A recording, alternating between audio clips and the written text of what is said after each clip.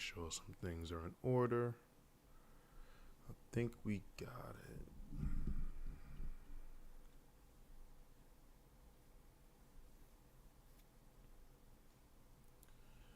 All right, I got my tier list ready. Got the tabs that I want for reference. I think we lit. Let me just get a little drink.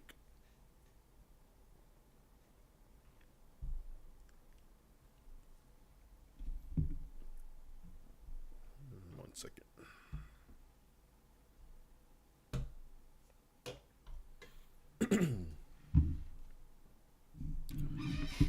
All right. What up, Big Biz?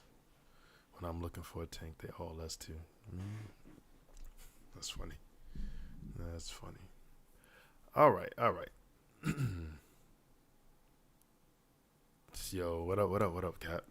Always on the support. I appreciate it. Appreciate it. I just got in from work. Got the kids down. Everything's copacetic. Let's talk some wild stuff. Okay. So yesterday I talked briefly at the end of my stream about it being too early to do something like this, to do a tank tier discussion. That's why for the beginning of this stream, I want to do 2 disclaimers. Disclaimer number 1, this is highly speculative, 1000% speculation, right?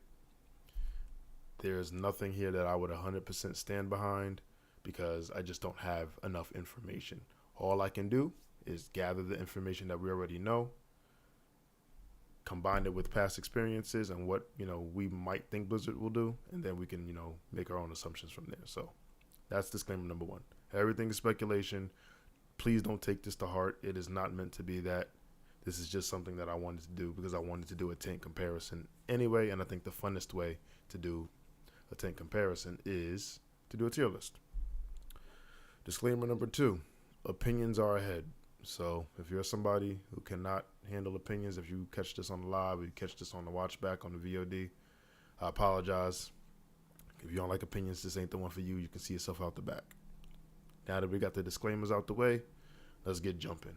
Okay, so where's my tier list? Here we go. So we got the 6 tanks. It's weird that Vanilla has 6 tanks because retail now has 6 tanks. We have the Warrior, the Druid, the Paladin, but we also have the Death Knight, the Demon Hunter, and the Monk. So it's kind of weird to see the 2004 version of WoW and the 2023 going into 2024 version of WoW now have the same amount of tanks. But anyway, as you can see with the tier list, I don't have the traditional S through D tier. I kind of have my own variations on them. I don't really think any tank is going to be bad enough to where you say I don't want it.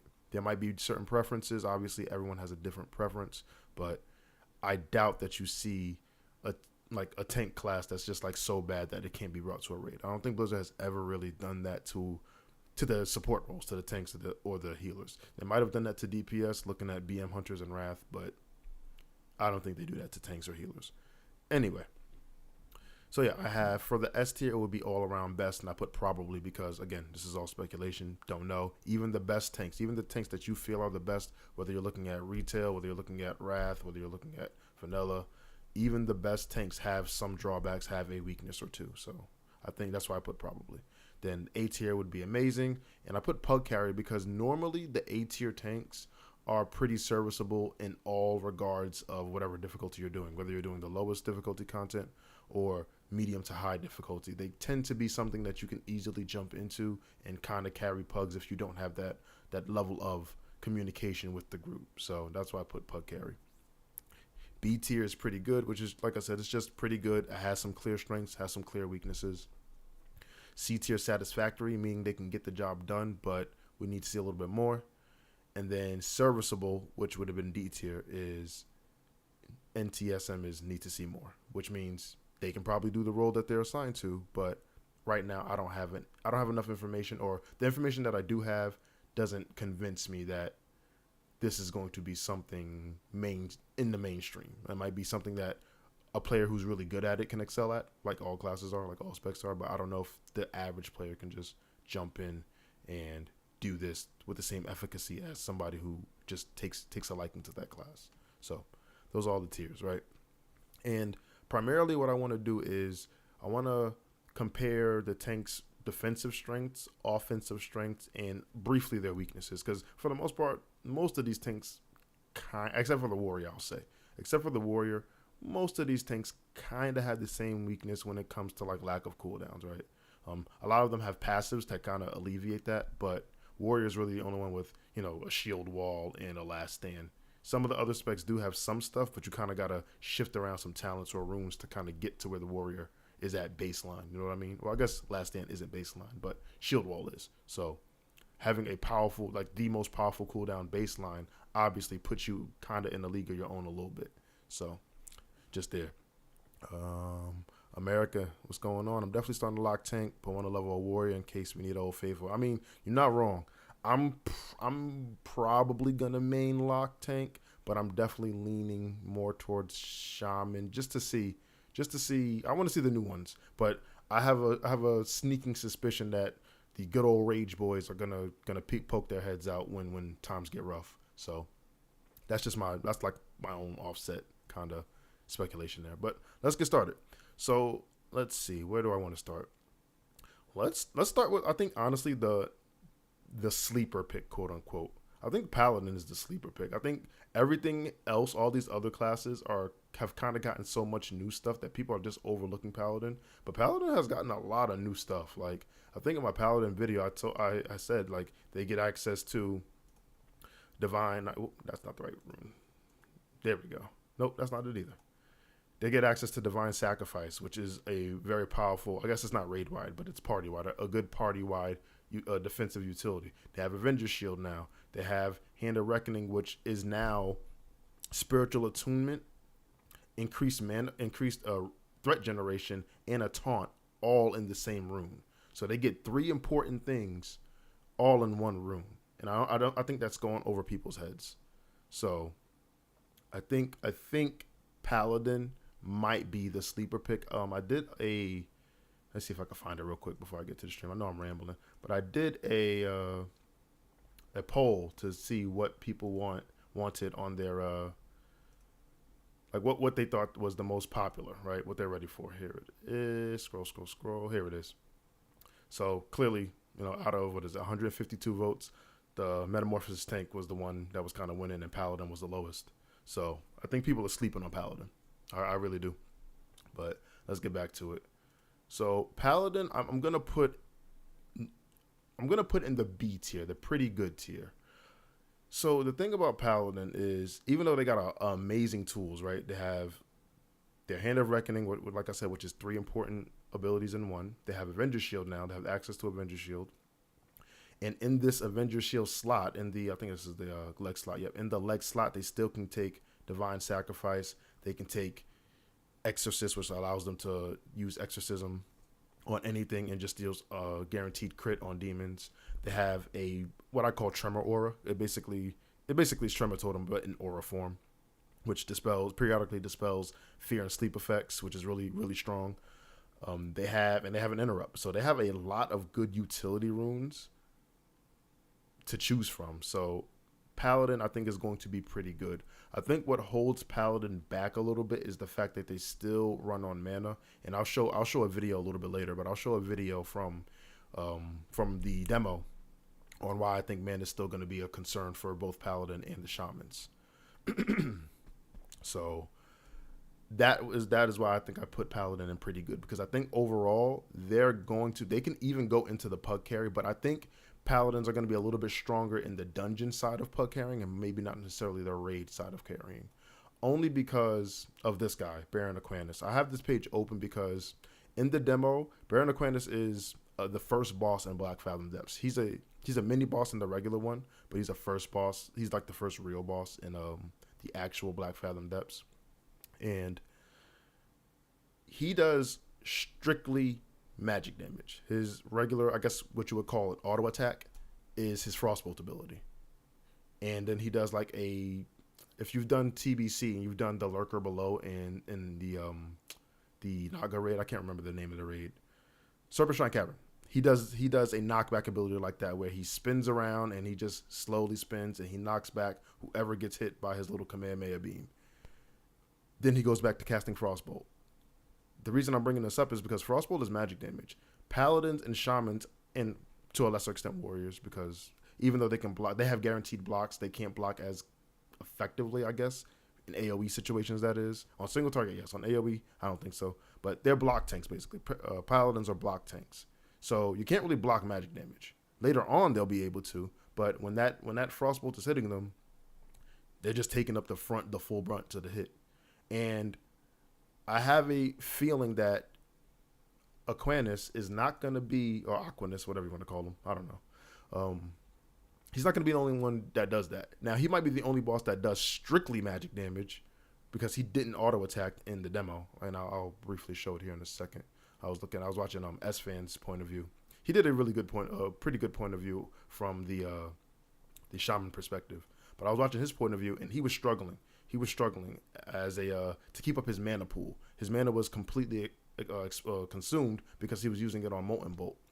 So let me actually find it real quick, and I'll reference it a little bit later. But I think Paladins are going to have kind of the same issue. I think Paladins are going to have the same issue when it comes to enemies that either do full magic damage or a mix where they can't really block, and they live and die by their block. Now, enemies that can block, like the second boss in Black Fathom Depths, the turtle, I think that's tailor-made for really any tank because he does a lot of physical damage, and tanks are built to take physical damage. But I think it's tailor-made for the block tanks, especially when you factor in the Aegis rune that Paladins get or the Shield Mastery rune that Shamans get, plus the fact that he has mana orbs scattered all around. So it's really easy to get mana back. So it's just tailor-made for those guys. But any tank that does any boss that does primarily physical damage, I think blockable physical damage, I think is tailor-made for the block tanks. 1 second. Oh, boy.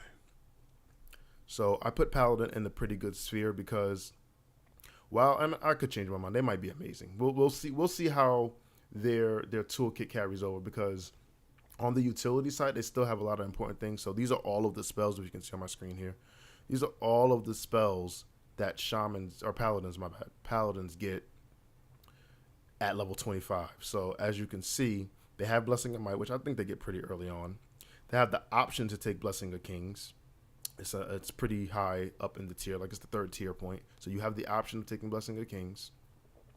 They have Blessing of Protection, Blessing of Wisdom, Hammer of Justice. They have a lot of good utility.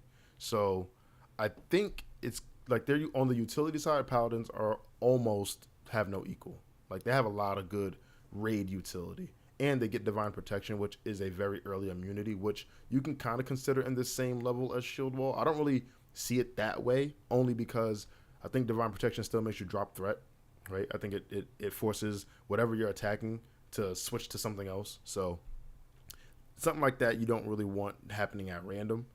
But now that they have a taunt, it might be even easier. Like you might be able to Divine Protection taunt and you'll be okay for a little bit. I don't know. We'll have to see.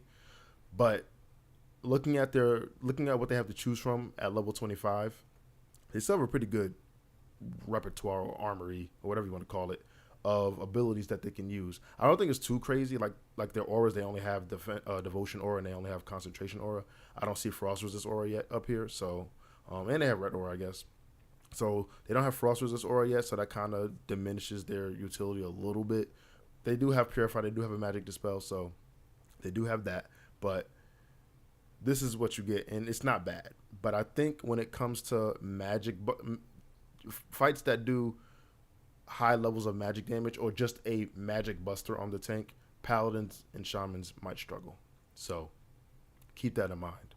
But I think Paladins, there's an argument that they can be amazing, and like if you're a top-notch Paladin and you're used to the abilities already from vanilla, and now that you just have a stronger toolkit to choose from, they could easily slide into the amazing slot. But I think I'm going to put them and keep them at pretty good.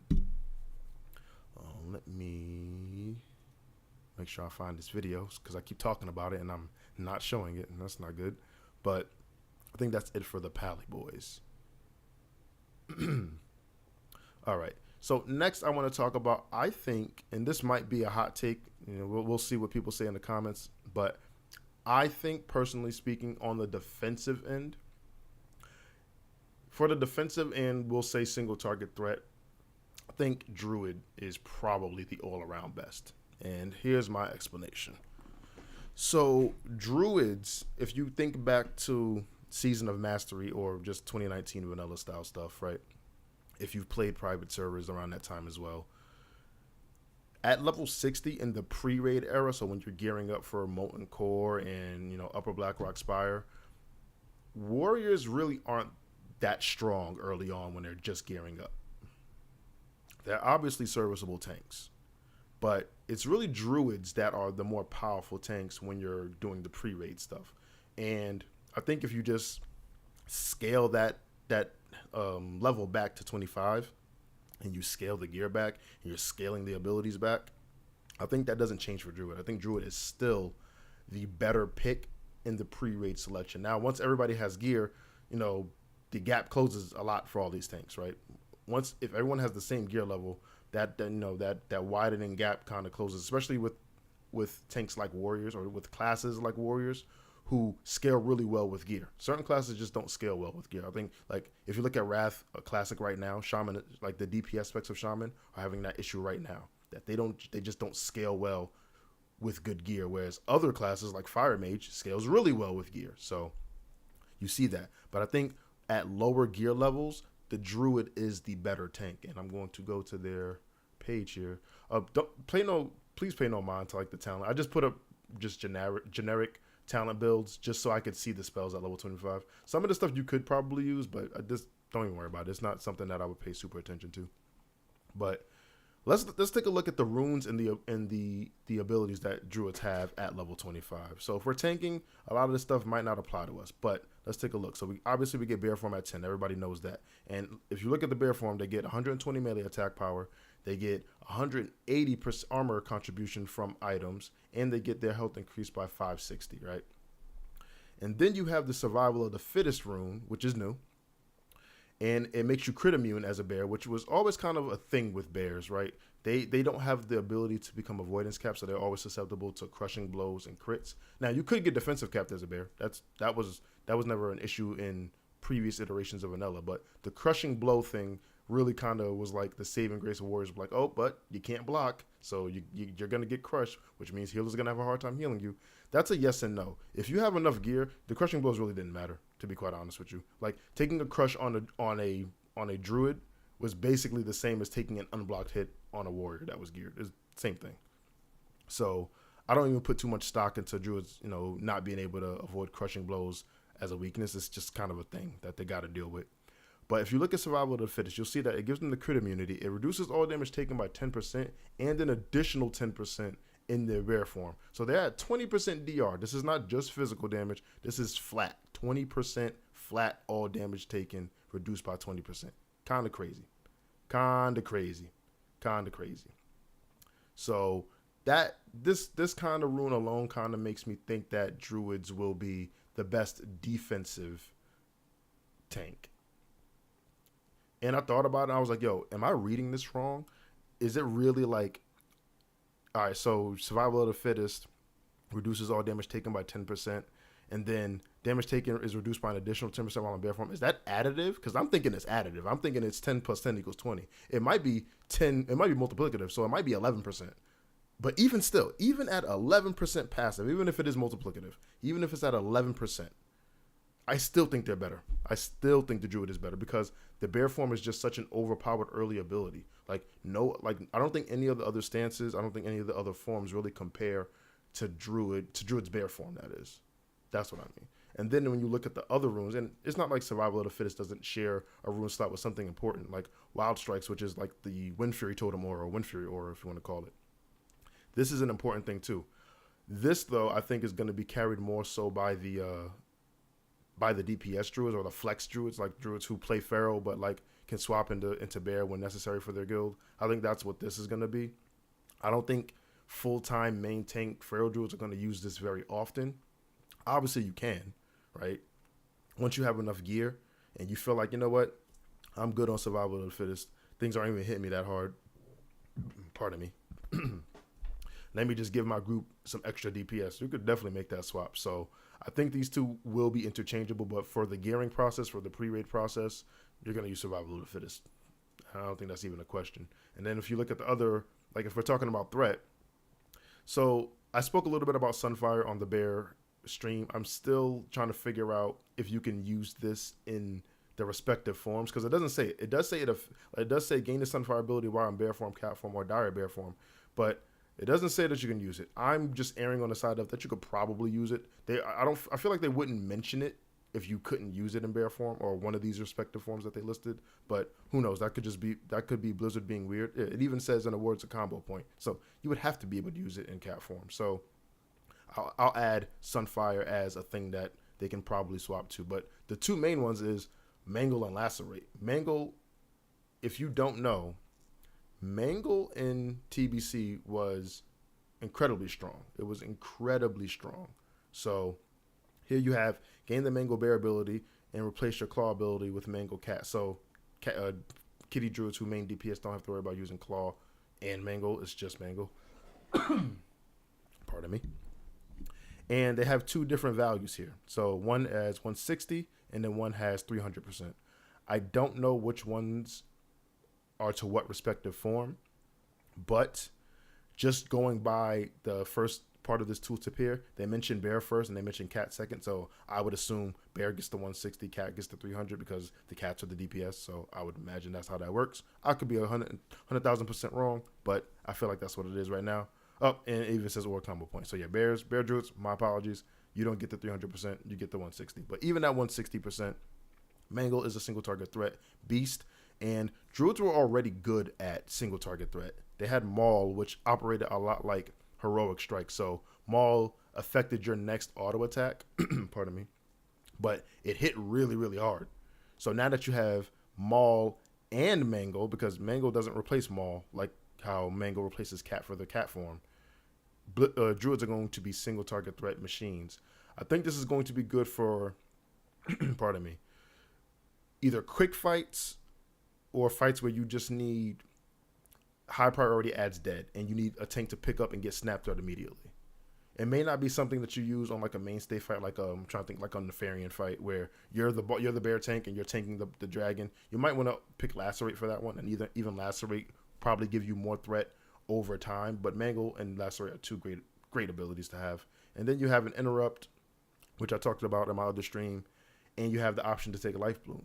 And I slept on the utility or the usefulness of Life Bloom because I just completely spaced on Druids who are not actively tanking anything, whether it be an ad, whether it be the boss, can jump out of bear form and throw a Life Bloom out. And it won't even cost that much because once it blooms, it gives half the cost back. So this is a thing. And obviously an Interrupt goes really well with a tank toolkit. So we have that. But going back to the tier list, I think bears, because of the nature of how bear form works, their flexibility in their runes, their flexibility in their talents, like they have a lot of flexible talents. I just took a generic, threat talent here where I took Ferocity, Feral Instinct, 2 out of 5, and Thick Hide, Max Sharpened Claws, and Feral Charge. This is just like a very baseline, basic bear setup. But you don't have to do this. You can do Ferocity, you can go into the balance tree and get natural weapons, which increases your damage done by 10%, and Omen of Clarity, and there, boom, you're at 25. And you still, even with majority of your points being in the balance tree, you still have everything you need to tank. You still have Survival of the Fittest, you still have a rage cost reduction on your Maul, and now you have a 10% increase physical damage done in all forms, and you have a chance to proc a free Maul or Mangle.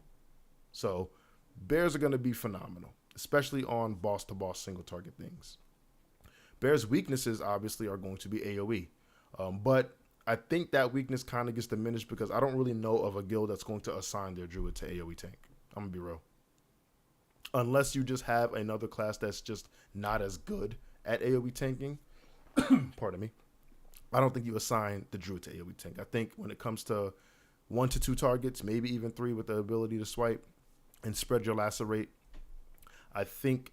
But once you hit 3 targets, it gets kind of rough as a druid. But I think for single target and 2 targets, I think bears are just too strong. Because you can maul one, mangle the other, and there's a lot to do with 2 targets. But I think for early pre-raid gearing and probably even once you have gear, druids are probably going to be the best. Even on fights and it doesn't matter what kind of fight it is, whether the fight is like Baron Aquanis, where he's doing magic damage only, he's only hitting you with frostbolts. Druids are just straight up taking 20% reduced damage from that. Or you have the fights like the second fight, the turtle, Gamura, where he is doing physical damage. He's putting an armor debuff on you, but it doesn't really matter because druids are really, really just good at soaking physical damage. So I think druids are probably going to be the all-around best, probably. Next, let's talk about shaman. Shaman, I think, is probably... Would I say shaman is the... No, warlock is the most important. Most popular. Shaman is the second most popular. I think shaman is probably going to be pretty good as well. Maybe slightly above paladin, depending on how you feel, who you ask. But I think shaman is going to be be pretty good. Well, I think slightly behind paladin, just because shamans are really, really stuck. Let me find it. Here we go. Shamans are kind of stuck with the runes that they use, right? They don't really have a lot of flexibility. And part of that comes from shamans needing a rune slot to actually tank. Like paladins are already tanks, right? Like warriors they already had a protection tree. They already had the tank tools kind of in their class kit. Shamans really didn't. They need something to actually give them the high armor or the threat generation because they don't have a threat aura like that. So that kind of diminishes the power and the strength of a shaman because they're kind of locked into Way of the Earth if you want to tank, right? You can't not tank without Way of the Earth. The second thing that kind of hurts shaman, and you know what, I think now is a really good point or time to show it, is at least early on, at least for the pre-raid process, the mana issues. As soon as, you know what, it'd be easy if I just find it because I watched S-Fan's demo like twice. I watched it like twice. And then I watched Sart's. I watched S-Fans twice. I watched Sart's during BlizzCon and one time after BlizzCon. And then I watched another stream. I can't remember his name. Sony. I watched his too. Sony. He was a DPS. He wasn't a tank. He was a DPS. So as soon as I find S-Fan's video, I should have saved it. I should have bookmarked and saved it. I don't know why I didn't. Here it is. Boom. And you probably can't hear it because I don't have sounds on, but it doesn't matter. I'm going to move this over. You don't need to hear what's going on. Here we go. So let me see here. So let me pause. Let me maximize this actually. So here we have S-Fan on the Shaman tank, tanking Baron Aquanis, the first boss in Black Fathom Depths. And like I said before, he only does magic damage. He does the Frostbolt and he does his Kamehameha knockback if you get hit that he slowly spins in a circle. And let me hit play and wait for that. All right, so now that the title is gone, if you look at the top of S-Fan's screen at his nameplate, his name is Tips Out Baby. He has no mana. And even in the recording, he's asking, "Yo, I have no mana. How am I supposed to get threat? Like, how am I supposed to do my abilities?" He's saying these things, right? And because he can't block a Frostbolt, because shamans get some of their mana back thanks to Shield Mastery from blocking, he can't generate mana. I'm gonna rewind it because they just killed it. So we'll see here. And obviously this first boss isn't going to be a major problem, right? I think Blizzard has learned their lesson with Blackwing Lair of early bosses being too difficult. Like Veil of Strahd kind of really left a bad taste in not only Blizzard but a lot of guilds, mouths, because a lot of guilds never made it past them. So I think Blizzard is done with having early bosses kind of, destroy raid groups. So even with no mana, S-Fan didn't really seem like he had a problem holding that. As you can see in the video, didn't really seem like he had too much of an issue. Like, he seemed pretty fine, to be quite honest. But on a harder fight where a shaman has no mana, this could be pretty detrimental. This could be a make or break. And it was one of the things that plagued Paladin so hard in original vanilla or classic vanilla, 2019 vanilla, whatever you want to call it, is the fact that, all right, outside of not having a taunt, outside of not having a tank cooldown, outside of just being extremely gear dependent and sharing important gear pieces with warrior, we can still make this tank thing work.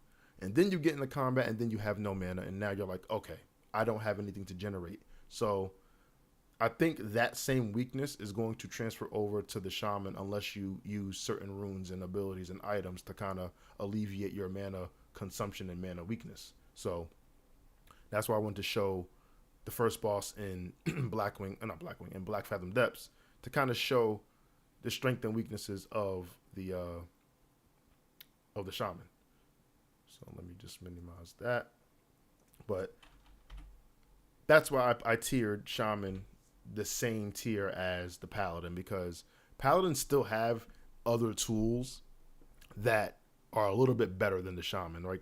They have at this level bracket, at level 25, they have better buffs than shamans, right? Shamans don't have a Wind Fury totem, they don't have Mana Stream totem. And we can actually go into the talent tree here and we can see what they have. I'll even enlarge it a little bit. So yeah, they have their Healing Stream totem. They have Strength of Earth and Stone Skin. They have Stone Claw. They have Tremor, and they have Poison Cleansing totem. And the Fire totems. They have Searing totem and they have Fire Nova totem. So they do have some of them. So they do have a totem for each element, but again, they don't have the big ones. They don't have Mana Stream. They don't have Wind Fury.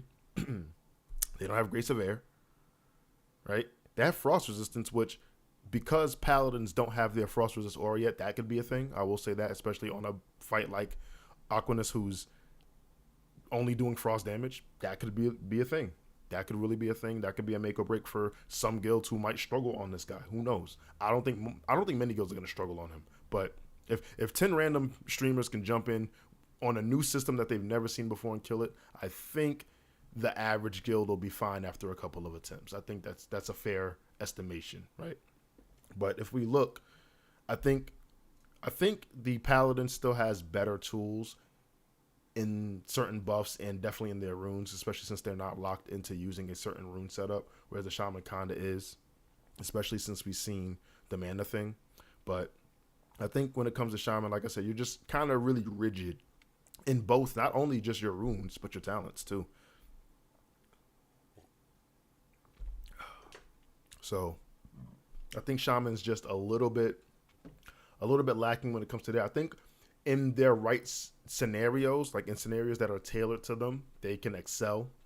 But I think they're just stuck in pretty good. I might even put them in satisfactory. But I wouldn't say no to that, because I think their toolkit still is pretty important. And as you just saw with Baron Aquanus, they can still get around some stuff. Like even if he had no mana, he was literally spamming Earthshock and auto attacking, and he was holding on to threat. So I think Shaman's space is just pretty good for now. Once they fix their mana issues, or once they have a bigger mana pool, whatever comes first, I think they can potentially move up. But I think I would leave them in the pretty good slot just off of what we've seen thus far. And then let's go to the Warlock tank. So the Warlock, it seems to be the most popular new tank, right? The new spec tank. Holy crap. I completely forgot to look at chat. My bad, everybody. My bad. Oh yeah, Big Biz. Yep, definitely. We are. I think a lot of people forget that we are at a level 25 bracket. So like, I see a lot of comments on like some of my older, like not my older, but my streams from the other day. It's like, oh well, you forgot that, shamans have chain heal. And it's like, yeah, they got chain heal. You're right, but not at level 25. Or you forgot that warlocks get fell armor, and I'm like, yeah, they get those spells, just not at the bracket that we're at currently. So you got to remember that we're only dealing with level 25. We're only dealing with what? Pardon me. 19 talents. I don't remember. I don't know how many points off the top of my head, but we're only dealing with a handful of talent points, and we're only dealing with a handful of our abilities. So you got to remember that. Obviously, I think some of the content is going to be tailored around. It's going to be tailored around reduced toolkits and stuff like that, but we are still at level 25. What's up, Nathaniel? Shaman could be good magic tank if they went for elemental warding. I did say that in one of my in my shaman stream. I said a potential talent build, you could go into the elemental tree and get elemental warding. It would just I would just have to see. I think for me personally, for me to take elemental warding, I would have to look at all of the bosses in a particular setting, like in Black Fathom Depths for this case, and see how much of it is the magic damage that I'm trying to reduce. Because if it's like, as an example, let's just say it's just Baron Aquanus who's the only one who does frost damage, right? I don't know if I really need to take elemental warding when I can just drop a frost resist totem and almost get the same thing. You know what I mean?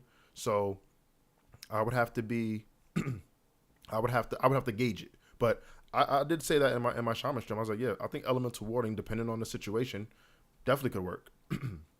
But I think shaman is just a little rigid in their runes and their talents. Not really the talents, but they can shift some things around. But I think their runes is kind of what kills them. And it's really the tanking rune. Like, they need the tanking rune. You need it. And you almost need shield mastery. And while you could take other things, I think it's just kind of silly not to have shield mastery, not to have 4% of your maximum mana generated, 30% of your armor generated, and it stacks 5 times, and just having a flat 10% increased chance to block and 15% block value. I think it would be silly not to have that, but sure, you could. You might not be able to switch this for like overload or something like that. You know what I mean? So there's that. But I think shaman is comfortable in B tier. Maybe not as good as paladin, but I think it's right behind there. Back to the warlock. Yeah, I said I was doing warlock. So warlock, like I said, according to my poll at least, is the most popular new spec tank coming out, and I think for good reason. I think warlock is. I called it the meme dream because people. I mean, it's not like warlocks didn't tank in certain fights in vanilla and TBC. You had that twin fight. I don't remember the raid. I think it was AQ. My memory is kind of bad, and I never played Vanilla Classic, so I'm still a little fuzzy on some of the raids. But I think it was AQ where you had the 2 big statues, and one took magic damage, one took physical damage, one was immune to physical damage, so you needed a warlock to spam it. I do remember a fight like that in Vanilla, and there was another fight in TBC in Serpent Shrine Cavern. He's not a demon hunter, but for all intents and purposes, he is a demon hunter. I think his name is not Leonidas, Leothyrus. He had a demon form that was really, really good to have a warlock tank it, because they could wear fire resist gear, spam Searing Pain, keep threat, and you didn't have to worry about him nuking a tank who's predominantly using physical mitigation to just take all these big magic hits. So warlocks did quote unquote tank certain fights, but now they're a full-fledged tank. They're like sitting side by side with the warriors and the druids and stuff like that. So I think even though warlocks still have kind of the same issue that shaman had, where they need the metamorphosis rune or else they cannot operate as tanks, they still have some fluidity with the other slots in their rune slots, right? And if you look at their trainable talents, they're not lacking in terms of utility. They still have pretty much the important things that you will want to tank. They have health stones, they have the first rank of demon armor, they have Searing Pain, they have summoning. People love summoning. They have Drain Life at rank 2. So they have some stuff. They obviously don't have Fel armor, right? They don't have a lot of their capstone talents, but they have some things.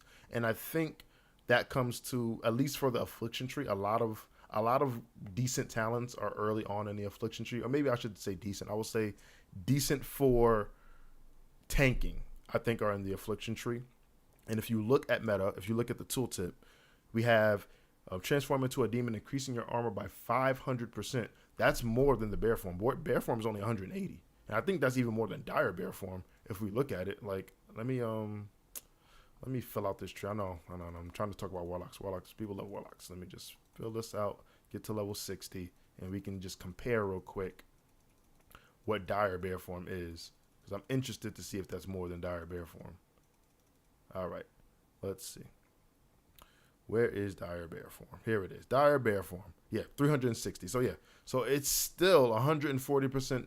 You get 140% more from the warlock meta form than dire bear form, which makes effectively means that warlocks are kind of wearing plate. Not really. It's really like high scale mail, but basically 500% is because warlocks wear cloth and they cannot wear anything else, right? They can't wear anything else, but cloth. So they need such a big armor boost. And at first I was like, oh, well, that doesn't even make sense. Even with the 500% armor increase, if you're wearing cloth gear, it doesn't matter. Like at best, that puts you, like I said, at best that puts you at, really good leather or decent mail. Pardon me. But then I thought about it, and then I went back to that screenshot that we saw from BlizzCon where there was a cloth item with all this bonus armor on it. I'll try to find it in a little bit, but it had all this bonus armor on it. So I'm like, oh, if we're getting items like that, then that changes everything. So that makes me think, all right, warlocks won't be as bad. And then obviously you get the threat increased by 100%, and then you get 100% mana gain from life tap, and then you get some changes in your abilities. Every rune kind of does this, where they change some of your abilities to kind of fit the tanking role, where you have Searing Pain now being instant. So that's just your single target threat nuke. Shadow Bolt now becomes Shadow Cleave. That's like a magic swipe, if you ask me. If it does shadow damage, it's a magic swipe. If it doesn't, then it's just a swipe. Curse of Recklessness is your taunt, and then you have Demon Charge, which is like a warrior charge, and then you have the AoE taunt, right? So warrior is pretty set when it comes to this rune, and it kind of opens up the books for flexibility in the other slots. So I put Master Channeler and Demonic Grace in. I think both of these can be switched out.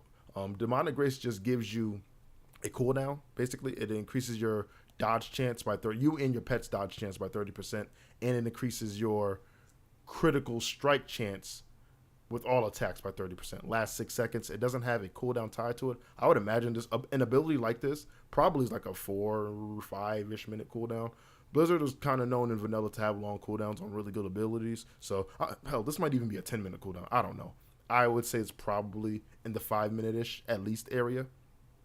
So we have that, but you can obviously flex out of this and go into Demonic Pact, which I said was the big support one. This is kind of like if you compare Druids who take Survival of the Fittest or they take Wild Strikes. That's kind of what I kind of gauge it like, where you can take Demonic Grace for an extra cooldown, or you can take Demonic Pact for a party utility. They also have Incinerate, and they have Everlasting Affliction, so they still have things that you can use.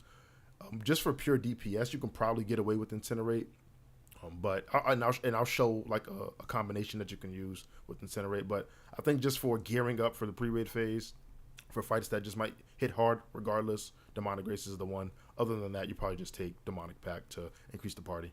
But I kept Demonic Grace, and I kept Master Channeler because it turns Drain Life into basically a dot that heals you, and it heals you for 50% more for each tick. Self-sustain is always pretty good as a tank. So, and there's not really a tank that comes from vanilla that's really good at self-sustain, right? That's more of a later thing. That honestly really didn't come until you got the Death Knight. Before the Death Knight got introduced in Wrath, all of the tanks were really just avoidance sports, even the Paladin, because as you're tanking something as a Paladin, you're not going to stop and cast Flashlight on yourself, because when you cast as a tank and you're being attacked, you can't dodge, you can't parry. If you're casting or channeling, you can't avoid things while doing that. So you're not going to drop your avoidance to cast Flashlight on yourself. So it kind of cut into their self-sustain. Pardon me. But this just puts a dot on it. It makes Drain Life no longer channeled. It lasts 15 seconds with a 15-second cooldown, and it heals you. So I picked this for single target fights, but you can drop it.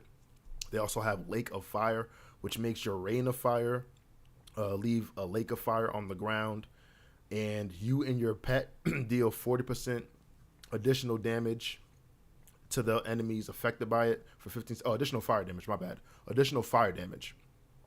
And this is pretty good. I think this is really good because it allows the Warlock to pick up groups of things from afar, right? You probably wouldn't use this like if something's meleeing you, again, because Rain of Fire is a channeled ability and you can't dodge or I don't think Warlocks can parry anyway, but who knows, maybe they can. You can't dodge anything while you're channeling, so this is really good if you place it somewhere and then you want to tank. Once Rain of Fire is dropped, you can place it, you can go to the spot and tank it there, and that's when you can use something like, while you're standing in your Lake of Fire, Incinerate to really, really nuke something, right? And Incinerate even increases all the fire damage you do by 25%. So that's just like a little sneaky combo. Probably you could do that in dungeons. I don't know how well that would transition into raids, but that's probably like a cool little dungeon thing you can do. But yeah, they have Lake of Fire they can use for AoE. They have Master Channeler, pardon me. They also have Demonic Tactics, increases the critical strike chance of you and your pet by 10%, which this Demonic Tactics plus Demonic Pact works pretty well. So Warlocks have different combos that they can use in terms of whatever they need. So I always kind of give not just tanks, but specs or classes or anything who have flexibility kind of an edge, because it means that they can tailor themselves to different scenarios. One thing I used to do in TBC when I was a Feral Druid is I used to, even if I was in BIS gear, even if I technically didn't need something for every single fight, I always tried to collect the most gear that I possibly can. Not saying I was a gear whore or anything like that. Like, don't get me wrong. I would go out on my own, like whether it would be PvP or whatever have you. I would try to collect as much gear as I could, as much sets as I could, because I wanted to adapt to different situations and try to cover up the weaknesses of the Druid. And I always said, like, a tank is only as good as the scenarios that he's good in, right? You're only as good as the options that you have. So if you have, like, as an example, in Black Temple, obviously I had a threat set for fights like the first boss. I can't remember his name. But I had threat set for fights like that, or for fights like Brutalis, where if you generated enough threat, you would just override his threat mechanic. It was actually really cool. I had fire resist fights for Illidan because you needed a fire resist set. I had high mitigation sets for Charon Gorfine because he hit really hard. So if I only had my one threat set, I really wouldn't be that useful as a tank. I'd be useful on maybe 2 or 3 fights, but that's it. I would have to be relegated to do something else. So I think tanks, when you have flexibility, when you have the ability to change out certain things, that's that, and the third, it allows for open up more options for you. And I think in combination of flexibility with runes and their innate trainable toolkit, they're going to be pretty good. I think Warlocks will be pretty good. So back to the tier. If I had to tier it, I'd probably put I would either put Warlocks at the top of pretty good or at the bottom of amazing. And let me explain. So even though this is a new tank, not tank, but a new tank, we'll just call it a tank. A new tank, I think it has enough tools that services both areas like dungeons and raids, where you could pug carry a lot of things as a Warlock tank, right? If you're in a dungeon, you can carry things. Now, dungeoning, I won't say they probably won't be the best. Because I think when it comes to dungeons, paladins and shamans are going to shine, especially paladins with consecrate. I think they're going to shine. But I think warlocks are right there. Pardon me. But I think when it comes to pug carrying or pug leading, if you have a warlock tank who knows what he is doing, who understands the fights, who understands his role, who understands the abilities that's happening, I think the warlock is the easier pug carry, because not only do they have an incredibly high amount of armor with 500% modifier, they have Searing Pain. Now, Searing Pain, let me just jump back in the Warlock thing real quick. Searing Pain is a fire ability. It's going to be instant. It does a high amount of threat, but it's magic damage. So it bypasses armor quickly right there. So I think Searing Pain is going to make Warlocks be a really, really good, probably comparable to Druid in single target scenario, in single target threat generation scenarios. Like, I think, and they still are Warlocks. They still have all of their dot abilities. They still have Healthstones. They still have summoning. They still have their utility. So I think Warlock is going to be a pretty good, amazing tank in the right hands. Let me jump back. I keep forgetting. My bad. Prodigal Ink. In my 25 gear plan, my Warlock tank has more armor than my Paladin. That's before Demon Skin too. Yeah, see? Right there. And that's him using Demon Skin, not even Demon Armor. I think they get Demon Armor at 25. Yeah, right here. They get Demon Armor at 20. My bad. So they get Demon Skin at 10. They get Demon Armor at 20. At 40, plate overtake. Yeah, I'm pretty sure plate would overtake. Maybe not. I don't know how far it would overtake, but I think the combination of plate gear and using a shield will definitely either close that gap or make it so close that it doesn't even matter. And then John Anderson, I can see Paladins being S tier and 5-man content. Yeah, oh yeah, for a fact. Like, if this was just a tier based on dungeon content, I think this dynamic gets changed. This dynamic gets changed because it's not so much about damage you're taking. It's more so about, can you hold threat in different scenarios? Can you hold single target threat? Can you hold AoE threat? And Paladins can do both pretty well. So I think this changes completely if I'm talking about just 5-man content. So I definitely agree with that statement there. But yeah, I think Warlock is in the right hands with the right pilot. I think it's set up to be a really good pug carry / amazing, whatever you want to call it, tank. And I guess that's unfair to say just about Warlock. I think in the right hands, any class will excel. I think I said that in the beginning of the stream. But regardless of the right hands, paladins and shamans still have that mana weakness until things change. Until I see it differently. Like I could turn around tomorrow and they could just buff the amount of mana that you get from Hand of Reckoning and you get from Shield Master, and then that completely demolishes the tier. But as of what we're seeing right now, I think this is pretty good. And I think the next one I want to do is Rogue. And Rogue players might hate me, but I'm going to put them in serviceable. And I'm going to put them in serviceable in the NTSM. The NTSM stands for I need to see more. Now, at baseline, I think Rogues are great. Let's go through the Rogue thing real quick. Here it is. Boom. So here I have the talent spread that I would use just as the pre-raid tanking, right? So they have lightning reflexes, 5% dodge, they have 5% parry, they have repost, which I think is a great ability when you're making an avoidance tank. They're going to have a shorter cooldown on evasion, which is one of the strongest defensive cooldowns in vanilla. Pardon me. And you get a little hit. And I put the last two in improved Sinister Strike. This is probably going to be a pretty good either DPS move or energy dump or whatever you want to call it. But let's take a look at why I said I need to see more for rogues. So starting with their rune selection. So the rogue rune selection, I think, is very rigid. I think you need Flesh Wound and you need Blade Dance to tank that is. Now you might say why. Well, let's look at Flesh Wound.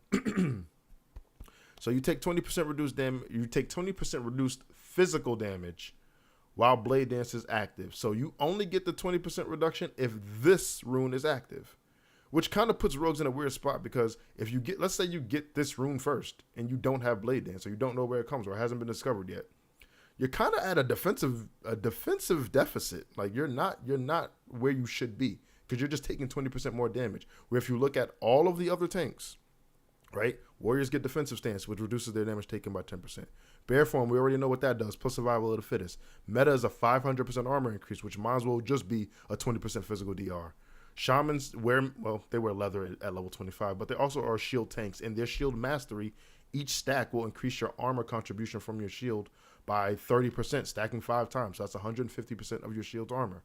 Paladins also wear mail, pardon me. And they have different buffs like devotion armor.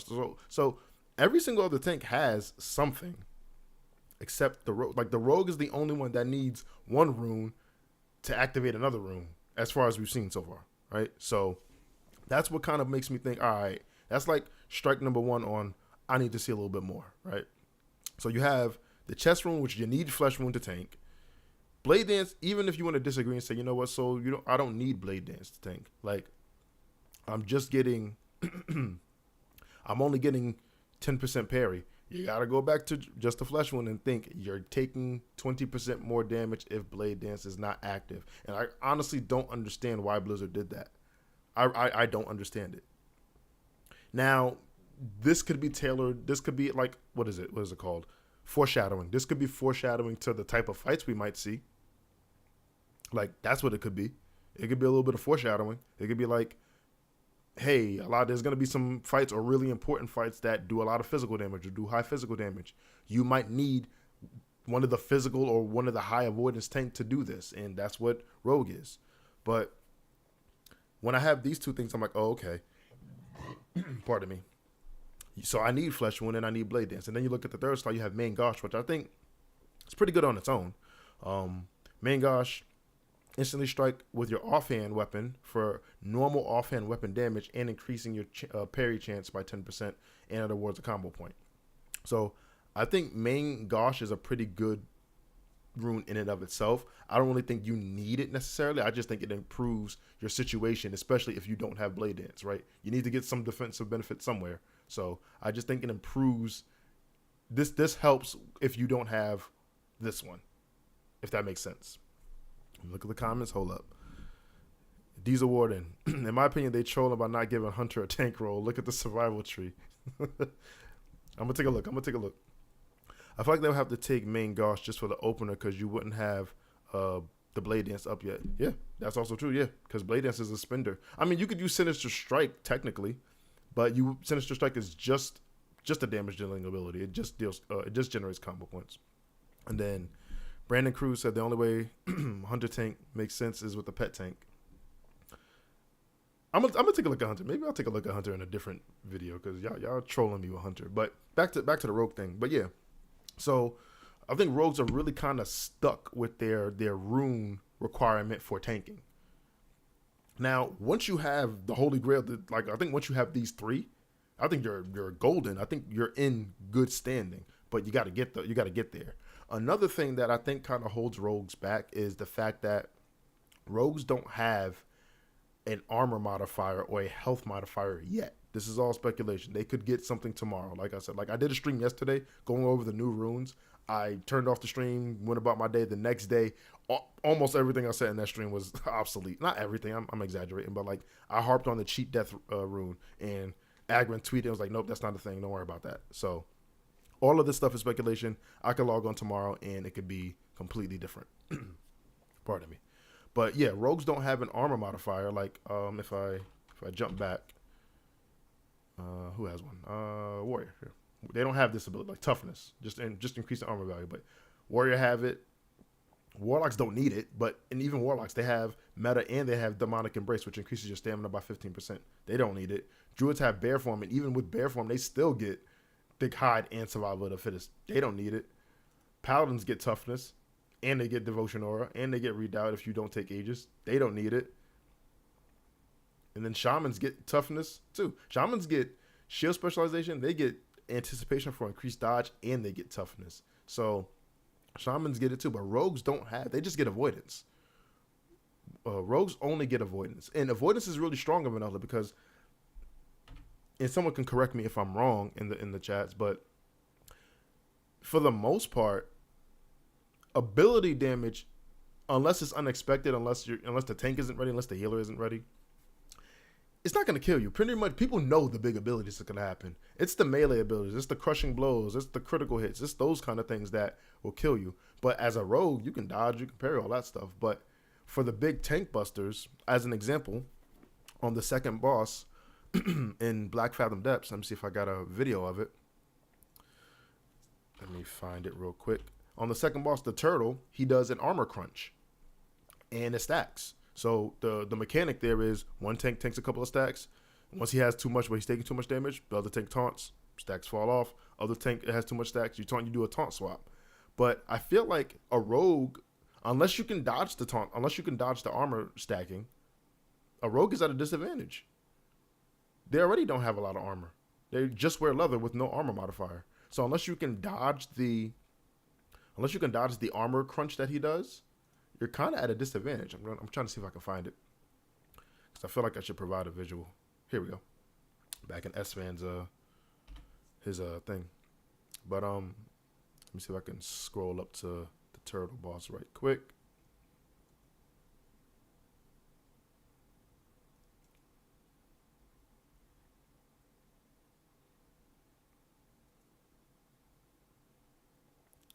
So there's the turtle boss. What's his name? I feel like I'm pronouncing it. It's Gamura. It's basically Gamora from Guardians of the Galaxy, but whatever. Anyway, let's jump ahead. So yeah, so we see S-Fan tanking him, and if you see at this corner, this top, well, I don't think you can see my cursor, but basically where you see debuffs at in WoW, if you have the generic UI, he's getting the armor crunch, right? He's getting the armor crunch up, and he got DC'd. Hold on, let me go back and pause it, I guess. So you see the armor crunch happening, right? You can see the armor crunch happening, and you can see that he switched from using that Molten Blast rune to Water Shield. You can see the Water Shield buff at the top there, so even he knew mana was going to be a thing. But you see the armor crunch, and if this isn't something that's not blockable, if this isn't something that's dodgeable or parryable, I think rogues are going to struggle. And I think it's a little unfair to have them struggling like this. Hold on, let me find the rogue. I think it's a little unfair when they don't have a stamina modifier. They don't have an armor modifier. They have a hell of a lot of avoidance, which is great. But if that avoidance can't stop tank hits, then I don't know. That's why I put them in the need to see more. I think once you have all the runes that you want and you have these talents, I think rogues are going to be either like it's like a situation where they're going to be either really really strong because they're just not taking damage, they're just avoiding things left and right except for magic hits, or they're going to be a little bit weak because they don't have the tools needed to survive some of these hits, right? But I will say this, just judging from things that I've seen in like TBC, where there have been tank abilities that can be dodged, can be parried. If you have high enough block value, can be blocked. I feel like those same kind of notions could transfer over to the rogue, whereas this armor crunch thing might be dodgeable, it might be parryable, it might be blockable. Who knows?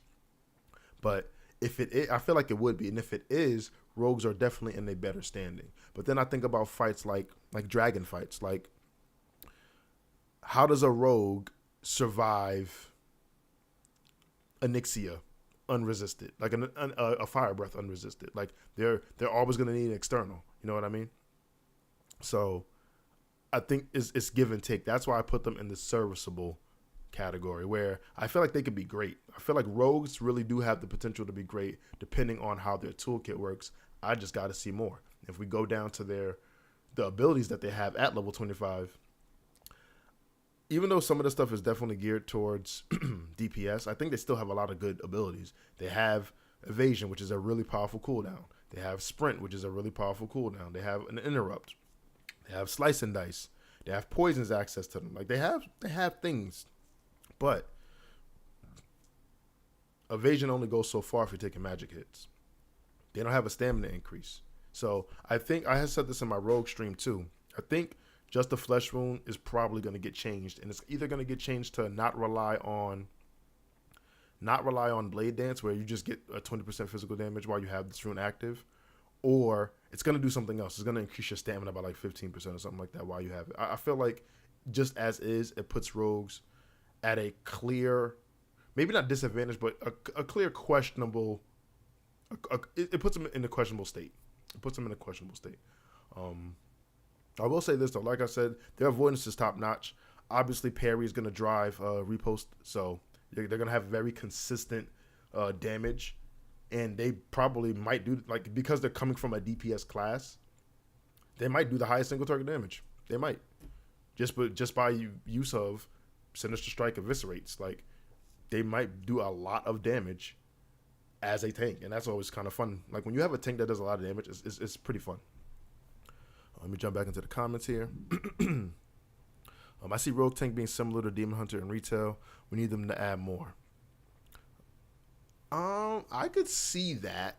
But the thing about Demon Hunter is all of the things that the Rogue is missing, the Demon Hunter had.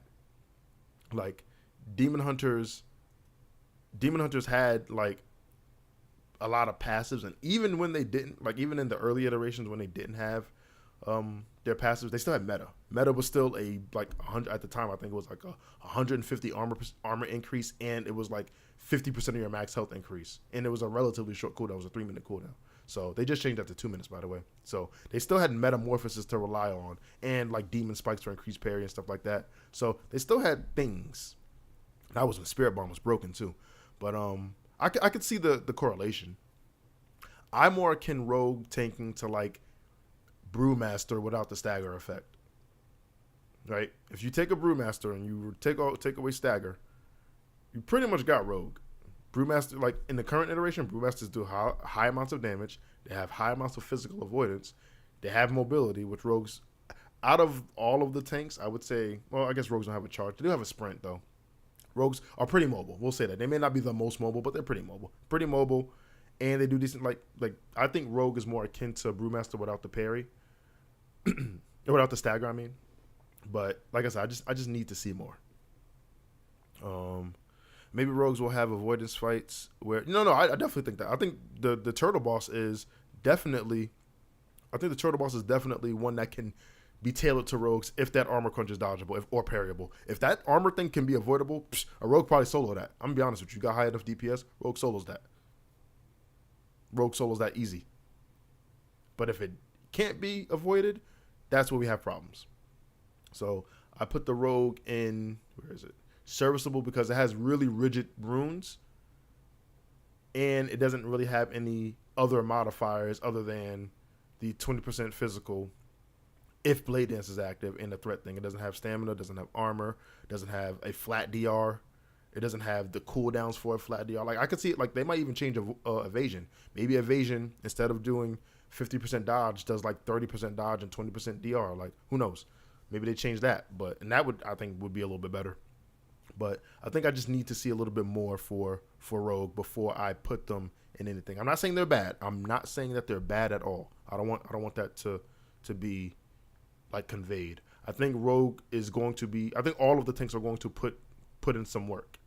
I just need to see more. Let me see. I think that's it. Oh, hold on. I got a Discord message. Oh, they want me to go through the Rogue runes because they keep saying that. All right. So if you look at the runes real quick, I'll go through them real quick. So if you look at the runes, I'm not going to even look at the chest rune because you need just a flesh wound to tank. So you skip that. You can't even look at another rune on that slot as a rogue tank. Main Gosh. So Main Gosh is just it's a combo point generator that gives you 10% parry, right? Main Gosh benefits from all talents that trigger or modify Sinister Strike. So that means Main Gosh, pardon me, Main Gosh will work with Improved Sinister Strike. Main Gosh should work with, what else? Does anything else really matter for Sinister Strike? I don't think so. But, Aggression. So this instead, if you max this out, it would be 6% increased damage from Main Gosh versus the Sinister Strike. So Main Gosh is basically your tank version of Sinister Strike. It may not be a requirement. So you can, there might be flexibility here is what I'll say. Unless you, like, it's hard to pass up 10% parry. That's the problem. That as a tank player, for me in my head, it's hard to pass up 10% parry. But I don't know. It might not be a necessity in all scenarios, is what I'm saying. But let's look at the other options. So we have Mutilate, attack with both weapons. Pardon me. Instant that attacks with both weapons for 100% weapon damage. With each weapon, damage is increased by 20% against poison targets and awards 2 combo points. Mutilate's benefits from all targets triggered by or modified by backstab unless otherwise specified. So you can have Mutilate for a little bit more damage increase if the enemy's poisoned. Parry Haste is definitely still a thing in Classic. Which brings me to, I'm going to go to a different, before I talk about Parry Haste and before I talk about Parry Haste, I'm going to go to a different page. We'll talk about Parry Haste and avoidance and stuff like that. But yeah. Mutilate you could use. I don't really see a drawback. I don't know. See, previous iterations of Mutilate had a high energy cost. That was the issue with Mutilate, right? It had a really big energy cost, but it did a lot of damage and it also did other things, right? It awards 2 combo points, so maybe it should have a higher energy cost. I don't know if you use Mutilate here, but I don't see anything stopping you, is what I'm saying. Then you have Saber Slash, viciously slashing the enemy, 130% weapon damage, causing them to bleed, stacking 3 times. This could even be one. You can, if you really feel like, you know what, I don't need the 10% parry. I got Blade Dance, I'm good. I want to do more damage. Saber Slash could be an easy one. You get a stacking bleed effect. You get the same combo point. So that could be another swap out. Shadow Strike probably not as a tank. You probably don't want to teleport behind the enemy because he's just going to turn around and he's going to get parry hasted, or if it's a dragon, he's going to cleave a whole bunch of people or breathe on a whole bunch of people. So Shadow Strike's probably the one you don't want. At least you don't want to use this ability while actively tanking. If you're not tanking anything at the moment, then sure, right? This might be something that you could use to pick up an ad if you really want to waste the vanish, because you got to be stealth to use this. And to my knowledge, I could be wrong. Somebody in the comments correct me, or if you see this on a watchback, correct me. You can't re-stealth in combat, if I'm not mistaken. Like, I think once you're in combat, you can't hit stealth again until you hit vanish. So if you want to waste your vanish, you can use Shadow Strike, but again, I don't think you use this ability while tanking. And then you have Shiv, which does 100%. No, I'm sorry. Does normal damage, but 100% chance to apply the poison from your offhand. Slower weapons require more energy. I thought Shiv was like a soothe effect. Maybe that's later. I could have swore that was like the ability that you use to get rid of, like a Trank Shot. It's like, I thought that was like a Trank Shot thing. That's what I thought. That's what I thought Shiv did. Maybe it does. Like I said, maybe it does that in later versions of WoW. But I feel like that should have been here. That would have been a great utility for a rogue, even while tanking, just to be able to remove your own enrage effects. Don't have to rely on trank shot. Like that would have been a good thing here. That I feel like that could get changed too. So I guess the only rune that really has flexibility to me is the glove slot, because you need just a flesh wound to tank, and blade dance having this active makes you take 20% reduced physical damage. So, and I do want to say 20% is a lot. I don't want to front like 20% is not a lot of physical damage reduction. So even though that rogues don't have an armor modifier and they don't wear leather and they can't use shields, I'm sorry, and they don't wear mail and they can't use shields, they only wear leather, 20% is still a decent amount, but comparative to the other tanks, I think it's still a little lacking. So just got to see more with rogues. I think they're positioned to be great, but I still need to see more. And then last but not least, we have the last of the Rage Boys. We have Warriors. And Warrior, I went back and forth before I started the stream when I was thinking about this. Warrior, I was like, okay, here you have a tank that, pardon me, through all its weaknesses, through all its drawbacks, it still comes out as the top tank when you look at vanilla and basically every iteration we've had. Like, it's the top tank. It was the top in 2019 Classic. It was top in Season of Mastery. It's probably top in the hardcore, even though it's the hardest class to level. And, I burned like 5 warriors, It was crazy. I was not good at the hardcore thing. But anyway, so I was like, where do we put warrior at? And if you look at their toolkit, warrior is another one that has just flexibility. So in this setup, I just have the generic protection build, the super safe. I don't want to take damage or I want to deal high threat build. So I have, shield specialization. I have Blood Rage. And I'll talk about Blood Rage because I know this is a talent that, not everybody takes. They just put all 5 in toughness. I'll talk about Blood Rage and why I think this could be useful. But I put 2 in Blood Rage, 3 out of 5 in toughness because you're getting more than half the value at that point. I think that's pretty much okay. I put Last Stand because it's good to have a cooldown. It's good to have a cooldown. And at this point, Warriors don't have shield. I think you get shield at like 40. At this point, Warriors only have defensive stance, Demo Shout. They don't have they have retaliation, but this requires battle stance. So to flip into battle stance to use retaliation is a risky move. I'll say that, risky at best. So having a cooldown kind of separates Warrior already, and it's a pretty, like, for Classic, for vanilla, in vanilla terms, it's pretty short. 10 minutes is pretty short. And then you have improved shield block, and you only put 1 point in here because extra points don't increase the charge of the shield block. It just increases the duration, and it gets burned up so quickly it doesn't even matter. So you don't need a longer duration on shield block. And then I have 4 out of 5 in Defiance because with everyone having added power, like every class and spec is getting these runes to increase their damage output or their healing output. Threat is probably going to be more of an issue. So I put 4 out of 5 in Defiance just to increase the threat generation of defensive stance. And one thing I want to show real quick, I think I have it up here. Is this it? Yes. So I was debating on threat is going to be a thing in vanilla, but only certain classes have threat modifiers. And at the time, I thought that Bear Form didn't have a threat modifier because it doesn't say it. It just says shape shift in the Bear Form, increasing your melee attack power, your armor contribution, and your health. It gives you polymorph protection and frees you from movement impairing effects. It doesn't say that it increases your threat while in this form. But if you look at Warrior, defensive stance, increased threat generated, right? If you look at Paladin, Righteous Fury, increased threat generated through holy attacks. If you look at all of the new specs, the new tank runes, Way of the Earth, Metamorphosis, just the flesh wound, all increase your threat generated by 100%. Bear Form was the only one that I kind of looked at like, why doesn't Bear Forms have a threat modifier? But they do. So the more you know. But I think threat is going to be, it's still going to be a thing, even though we're only at the level 25 bracket. It's going to be a thing because threat is if you go back and watch S-Fan's video and you look at the turtle fight, he does like a knockback or something that makes him drop threat.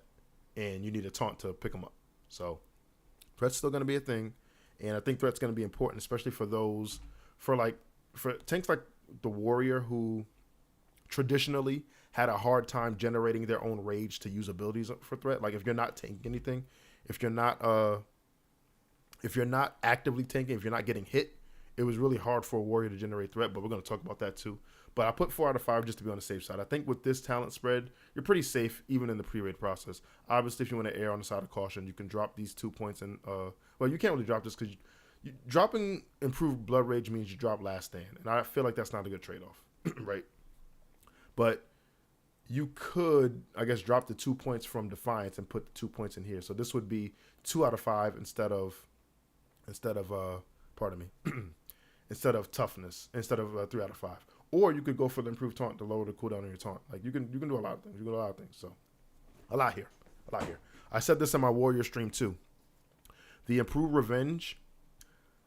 There was a rumor that I heard that so revenge already does a lot of threat, right? But the stun chance that's tied to this talent, I've heard that also does additional threat. I have no proof on this basis. I didn't really look super deep into it, and it's kind of hard to see, right? Because a lot of those archived Warcraft logs, you can't see without paying, and I don't know if I was going to pay to see some old log just to prove if improved revenge generated threat or not. I don't know. It didn't really seem like I was supposed to do that. But anyway, I've heard that improved revenge, the stun effect increases your threat too. Don't know if that's true or not, but yeah.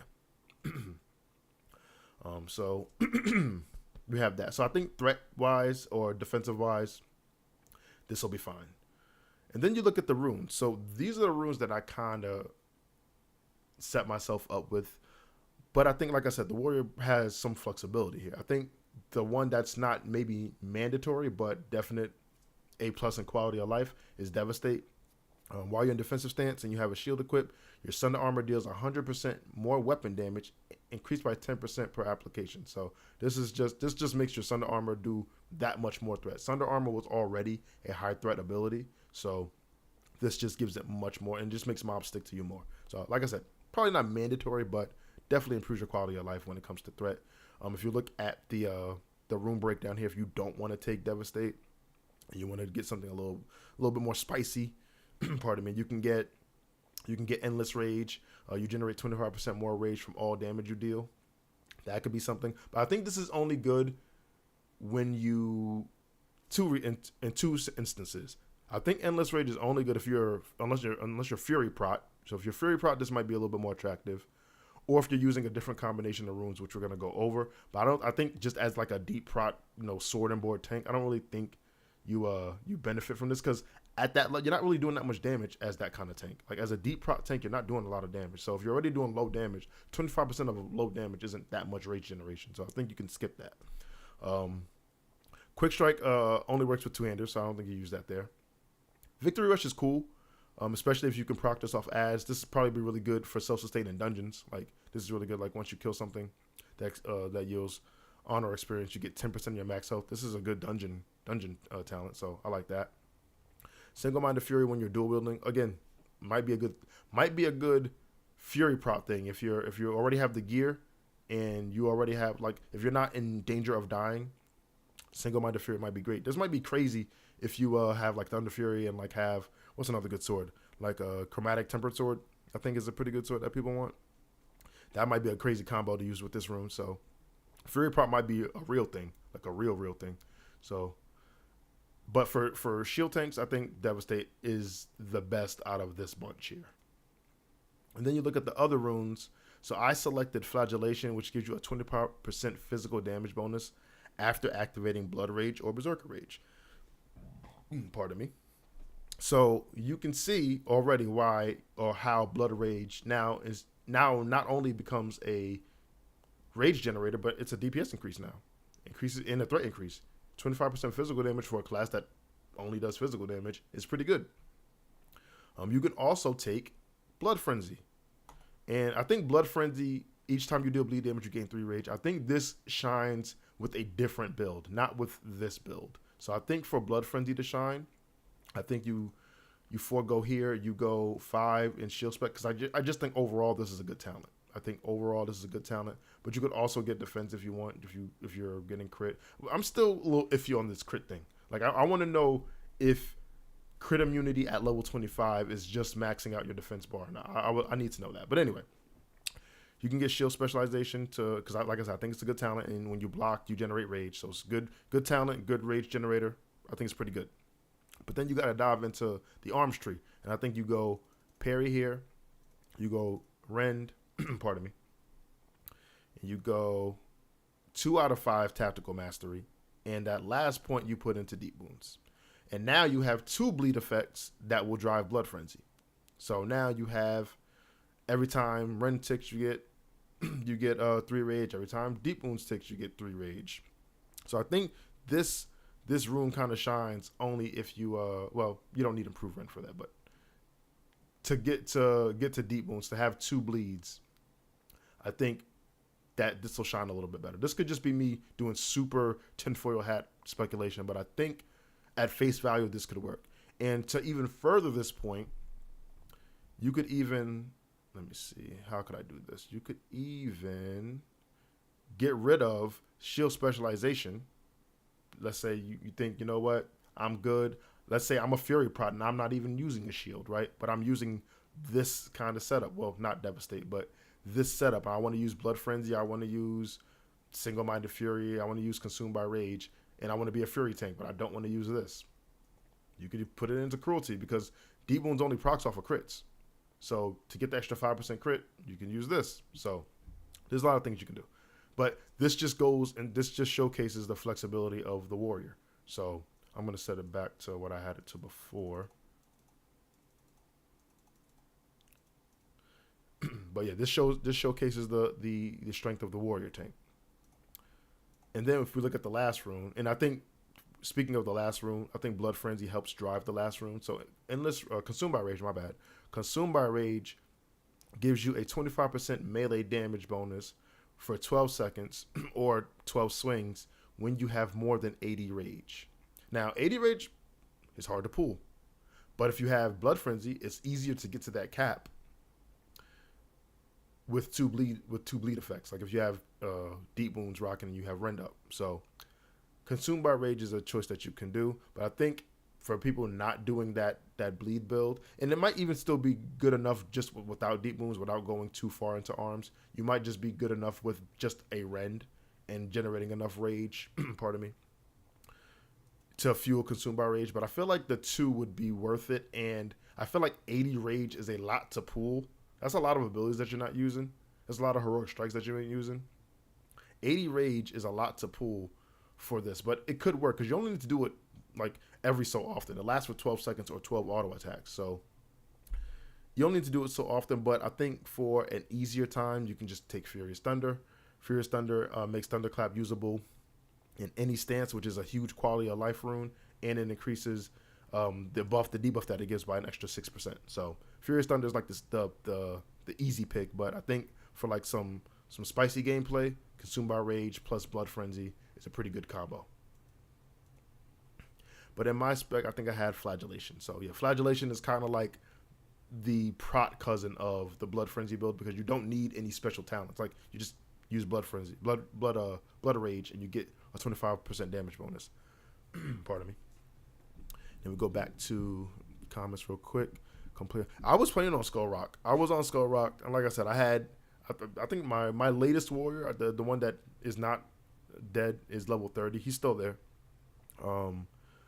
DPS going to be S tier. If you're talking about warrior, I think warrior. Yeah, I think a lot of these runes kind of solidify warrior still being one of the best, if not the best tank. Oh, not the best tank, the best DPS.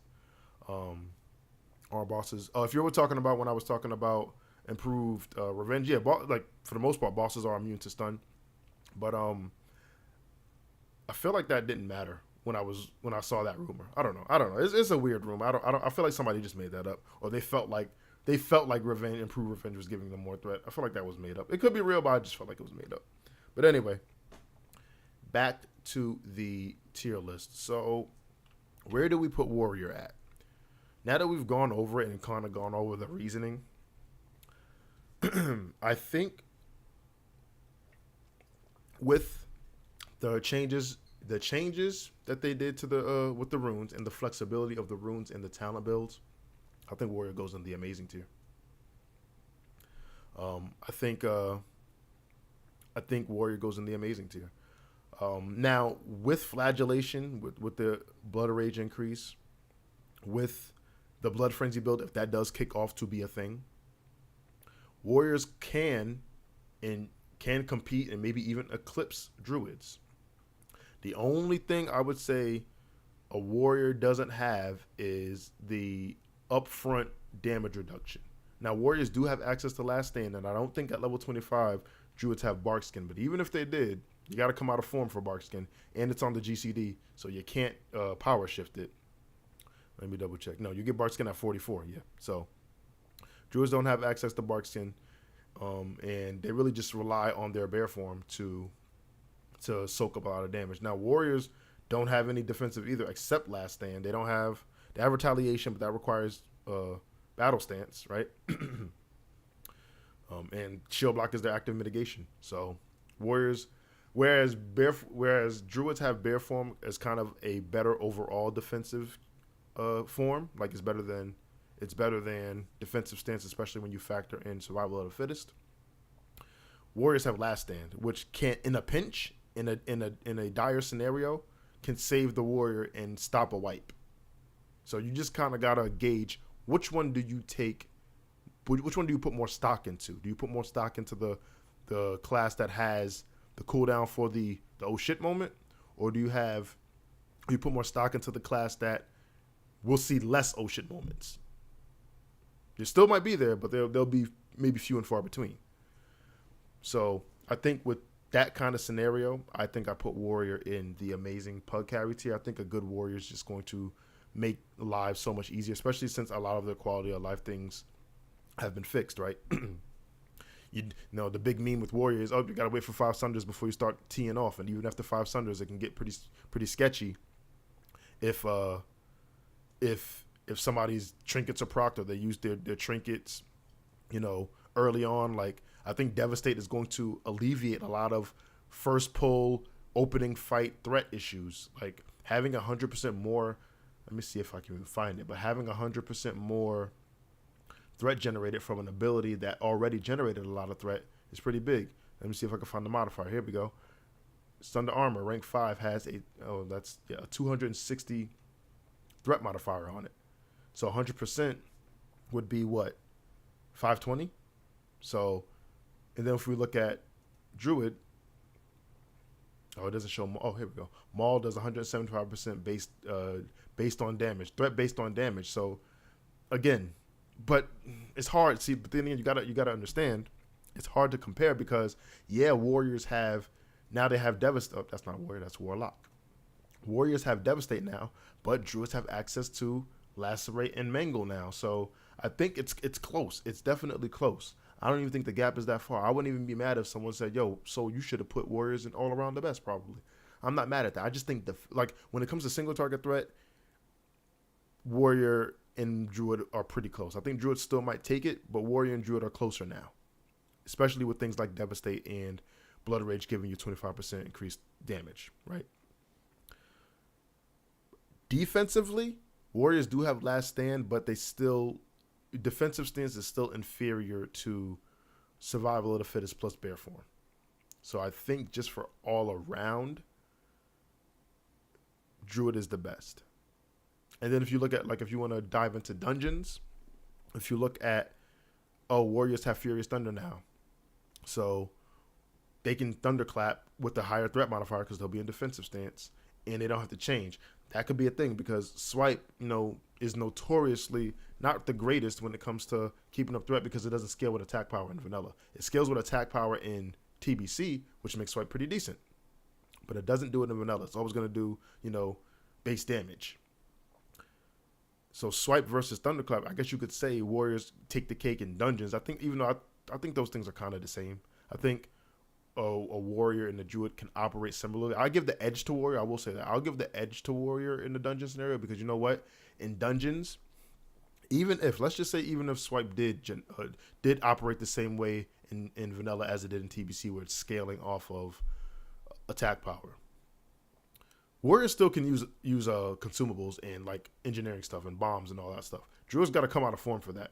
So that's where it's like, okay, yeah, Warriors might have defensive stance might not be as good as Bear form, but Warriors still are humanoid characters. They can still use defensives on consumables and bombs and things on the fly. Now, Druids can power shift all that stuff. You can power shift Nightmare Seeds. You can power shift Iron Skin potions. You can power shift consumables, but you can't really power shift a sapper. You can't power shift. I don't know what the like an iron bomb. I don't know what the bomb is for the high level bomb is for vanilla, but you can't power shift that stuff. So Warriors kind of take the edge in dungeons, but I think Druids kind of take the edge in raids. So in raids being the harder content, I got to put them above Warrior for here. Let's see. Comments. Threat management going to be insane. Yeah, I think threat management is definitely going to be insane. A lot of DPS get a lot of different tools, so I think threat management is definitely going to be insane. But I think that's why you see all of the classes have 100% increased threat, and then you have like Searing Pain being instant now. And speaking of Searing Pain and stuff like that, I think for this tier, I probably would put Warrior above Warlock. I would. Only because I still don't know if Warlocks can. I would assume they can, but I don't know if Warlocks can dodge or parry. I don't know if they can. Obviously, they can use consumables just like Warriors can. So that's they're kind of on the same level there. Warlocks might generate a little bit better AoE threat, and they have a little bit more self-sustain. But they can't block, and I don't know if they can dodge or parry. Pardon me. So only time will tell on that one. And if we go back to the comments, Warriors, they do have Gladiator stance, but I don't know what it does. I saw a data mine, but I don't know what it does. And in my head, I'm thinking just based off of what we've seen from previous versions of Gladiator stance, it might just be another version of a DPS form, right? So I don't know if Gladiator stance is going to be a tanking form. So we'll see. Only time will tell. We'll see. But looking at the final versions of this tier list, I'd say that this is probably where I would want everything. Now, like I said, depending on how you feel, where you care, you might flex up some things, you might flex down some things. I still think I put Rogue in a serviceable area. I still think they're just missing some tools until I see more. I wanna put Rogue in until I see not necessarily more from the Rogue or the tools, until I see more of the content. Let's say that. Until I see how rogues operate in the content, because how you operate in the content is really how is really what changes things. If rogues can dodge a majority of tank busters and tank strikes, and then it doesn't really. Then rogues become amazing pug carries / almost the best, right? If I can dodge the big tank buster, or I can parry it, or I can just avoid it, and I can avoid it better than my other tank counterparts, then yeah, rogue definitely doesn't become serviceable. It becomes pretty good to amazing, maybe even best. So we'll see. But I have to see more of the content before I would definitively say put Rogue definitively somewhere. That's what I'm saying. And then there's one more thing I want to show before we call it here, and it has to do with rating and content and stuff like that. And it came from this Q&A. So here we go. Season of Discovery. So they did a Q&A today for Season of Discovery, and some of the stuff we already knew. Some of the stuff is new. So we kind of knew the brackets. I think that was posted like a couple days ago.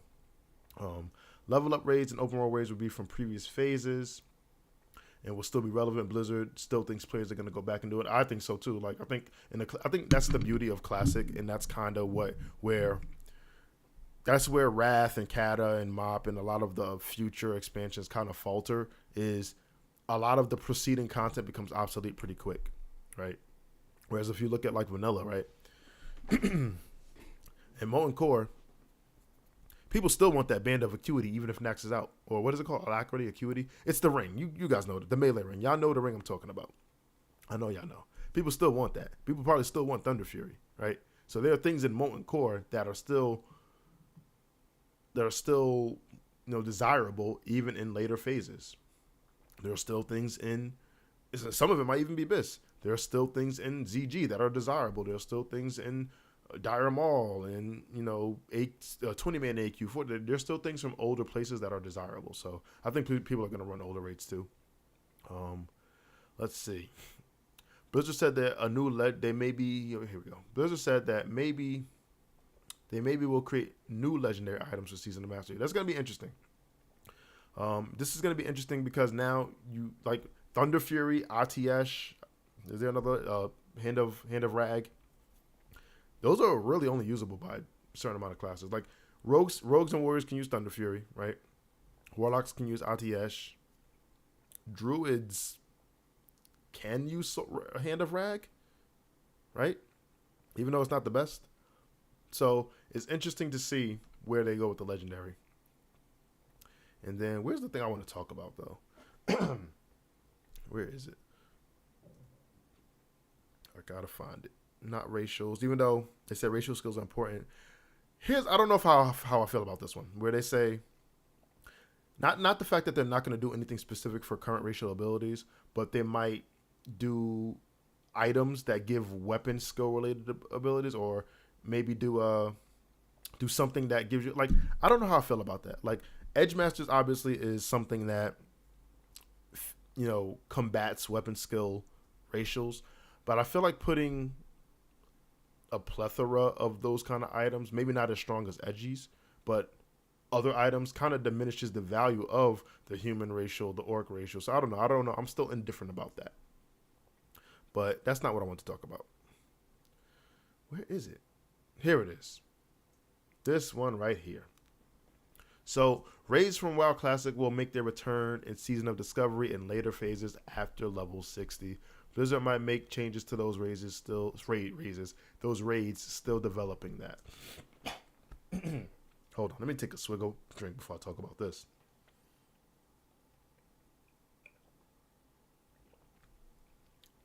So the first part of this is the confirmation. We're going to get Molten Core, we're going to get Blackwing Lair, we're going to get ZG, we're going to get AQ20 and AQ40 and Nax. I'm excited for that because I'm excited to see how the classes now with the new power system, with their new abilities, operate in those raids, right? I'm also excited to see how they change them because you best believe they have to be some changes. I think I said this in my Warlock video. How do you tank on a Warlock in Molten Core if 90% of the mobs are immune to fire damage? Like, how do you hit them with Searing Pain? Shadow Cleave is a 6-second cooldown, or 3 or 6 seconds. And you can't just spam Curse of Recklessness. You can't just spam Taunt. So they would have to change that. They would either have to change the way Searing Pain works, which I think is the easier route, or you just change it from fire damage, versus changing all of the mobs in Molten Core. Like, you just change Searing Pain. But they couldn't leave it as is basically what I'm getting at, right? You can't leave it as is because Warlocks then start scratching their heads like, all right, what am I supposed to do, right? Then you look at fight, like, but see, Molten Core, Blackwing, like, even like, let's go to Blackwing Lair. We can even use Blackwing Lair. Blackwing Lair, I said this earlier in the stream. How does a rogue tank with the things that we see now, obviously they can get something later in the future with future runes, stuff like that. But if they don't get anything to supplement this, how does a rogue tank Nefarian? How do you survive the breaths without externals? Now you could say Druids did it, which is true. Druids did do it. Druids also have the health modifier from Bear Form and Dire Bear Form. Rogues don't. Rogues just get the physical damage reduction. So it's not saying that they couldn't tank Nefarian, but each breath is gonna hurt. It's gonna hurt. So those are the kind of questions that I'm interested to see how Blizzard is going to solve them, because those are the things. It's like that's clearly going to put a disparity between some of the tanks, right? You can't have Warlocks just using, like, you can't have fire immune abilities to a tank who main threat generator is a fire move. Like that just doesn't work. So I'm interested to see. I'm both excited and interested to see what they do with the old raids. They have to change. I don't think that's a might. Blizzard might make changes. I don't think that's a might. I think that is a change. That's something they're going to do. They're just not ready to announce the types of changes. So there we have it. But let me go back to the tier list. Let's take a look at the final version. I think this is it. I think druids will be for the. Let me say this one more time. Not a hard line. This is end all be all. This is purely speculation for the level 25 bracket. The level 25 bracket for pre-raid, going into gear, whatever Abyss gear looks like at level 25. With the information that we have currently right now, I think Druid is probably the all-around best. I think for raid pug carries, Warlocks and Warriors will be pretty decent. I think Shamans and Paladins are still pretty good. I can even, you know what? I'll even bump up Paladin to the bottom of amazing tier. I'll even do that. I think there's enough merit for that. I think Shamans are pretty good. I think for some reason, in my opinion, because Shamans don't have Mana Stream Totem yet, and if you're playing a Shaman, that means you're playing Horde. That means you don't have Blessing of Wisdom yet. Shamans might struggle a little bit early on in the mana. That's why I put them behind the Paladin.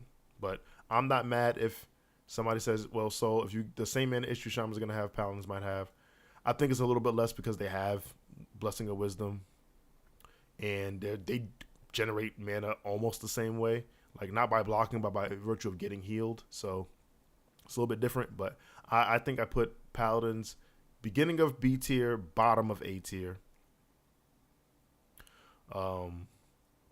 And for Rogues, I just need to see more. I just need to see a little bit more. And it's more so because I need to see the interactions that the Rogues mitigation has with the mobs.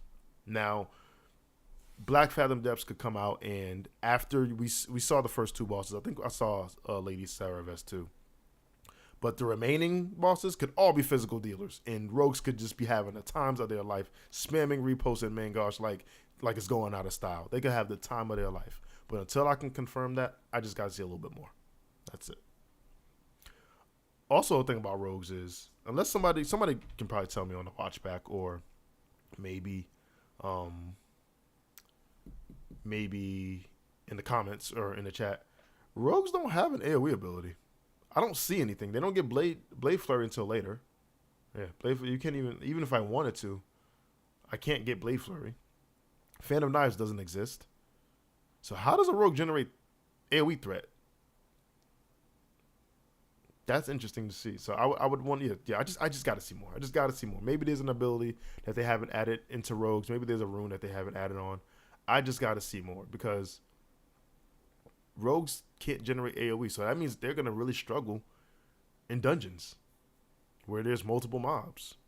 Maybe not in two target cleave, because then you can just alternate your attacks. But once you hit 4+, it's going to be a little bit of a struggle. That makes me think that they kind of got to be engineering. Yeah, Nathaniel just said it. They got to be engineering. They got to use bombs, which puts more strain on the Rogue now, because now you have to have a mandatory profession, which engineering, I guess, is kind of, it's not mandatory, but it's damn near. It's too good almost to pass up, so you can kind of think of it like that. But they have basically a mandatory thing to do dungeons, and they have 2 mandatory rune slots. So, yeah, I just got to see more Rogues. I just got to see more. But this was fun. This was really fun. I went a little longer than I thought I would expect. I kind of rambled on some topics, but I think this was fun. I think I'm really excited for a season of Discovery. I think there's a lot to be seen. Rogue boss thing, yeah, Rogues could be a boss thing. Like, I think they'll be, even with the first boss being only magic damage, just casting frostbolts. We already saw Esfand. He didn't have a problem with threat. He was chilling. He couldn't block anything, was out of mana, and he was fine on threat. So I think Rogues will be good boss tanks, especially when the boss does primarily physical damage, and if they're tank busters physical, I think Rogues will be fine. I think when it comes to dragon type mobs, where it's a combo of heavy physical and heavy magic, I think Rogues might struggle a little bit without without a health modifier or a big armor modifier, I think they might struggle a little bit. But and anytime you need a rogue to tank, you know, 2 or more targets, it's going to be a struggle. Without some sort of rune, it's going to be a struggle. It's going to be a struggle. But there's weaknesses to all these tanks. I can go over the weaknesses to all these tanks. I'm not going to do it right now. Obviously, the stream's been going too long. So, other than that, though, I think this tier list is where I would want it to be. And I'm excited. I thank everyone who tuned in. It was definitely fun talking to y'all and hanging and going over the tank stuff. I'm planning on doing the same thing with healers. I've been getting like mad like DMs and Discord messages about, yo, when you gonna do healers? When you gonna do healers? You said you play healer. I do play healer. Like in my off time, I do play a lot of healing classes. So I'm gonna do healers. There was an issue with my Resto Shaman and my Disc Priest video that I was planning on releasing before this stream. I just gotta re-edit and re-record some stuff. So gotta do that. I plan on releasing those. If not tonight, then definitely tomorrow. But I am going to do the healers. I promise you, if you are interested in healing, I'm going to do the healers. Because I think the healers also get similar, if not better, power spikes than the tanks. So it's going to be fun to talk about. I want to do the healers in each video, like kind of like a stream for each combo healer, and then a tier list for the same thing. And people can leave and put their assumptions in the comments or in the chat, and we'll see. A lot of interest in the mage healer. A lot of interest in it. So I can't wait to break that down. But that's it for the stream, guys. Thank you for hanging with me. If you're new to the stream, hey, consider liking and subscribing. I'm going to be doing consistent content before Season of Discovery, when it's out, so on and so forth. So just keep up with me. Other than that, y'all been great. I've been Soul, and I'm out. Peace.